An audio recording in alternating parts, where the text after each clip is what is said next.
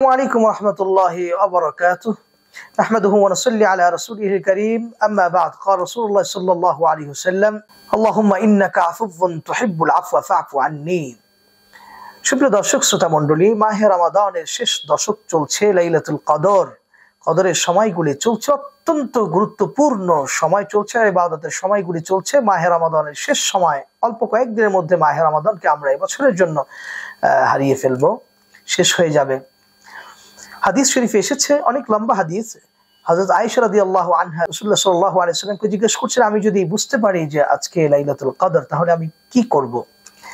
রাসূলুল্লাহ সাল্লাল্লাহু আলাইহি ওয়াসাল্লাম বললেন, তাহলে এই দোয়াটি বেশি বেশি পড়বে, আল্লাহুম্মা ইন্নাকা আফুউন তুহিব্বুল আফওয়া ফাফু আন্নী। হে আল্লাহ, নিশ্চয়ই আপনি ক্ষমা করাকে পছন্দ করেন, আমাকে আপনি ক্ষমা করে দিন। তুহিব্বুল আফওয়া ফাফু আন্নী, আন্নি কিংবা আন্না দুটোটাই বলা যেতে পারে। আন্নি এক বচন, আমার জন্য; আন্না বহু বচন, আমাদের জন্য, আমাদের সকলকে আপনি ক্ষমা করে দিন।